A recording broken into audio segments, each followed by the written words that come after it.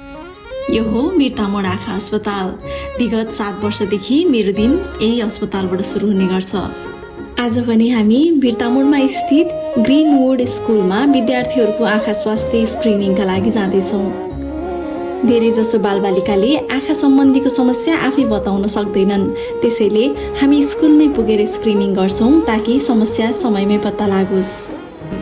हामी green road school पुग्दा सबै विद्यार्थीहरू स्कुल पोसाकमै लाइनबद्ध भएर बसेका थिए। साना भाइ बहिनीहरूको त्यो अनुशासन र आत्मीयता देखेर हाम्रो टिम एकदमै खुसी भयो। त्यसपछि हामीले आँखा जाँच सुरु गर्यौँ। सुरुमा केही बच्चाहरू अलि डराएका जस्ता देखिन्थे, तर बिस्तारै उनीहरूले विश्वास गर्न थाले र आरामसँग जाँच गराए। जाँच गर्दै जाँदा केहीमा समस्या देखियो।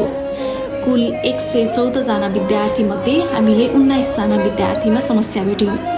कसैको आँखा अलिकति टेढो देखिन्थ्यो, कसैले पहिल्यैदेखिबाट चस्मा लगाइरहेका थिए र कसैलाई त चस्मा लगाउनु पर्छ भन्ने नै थाहा थिएन।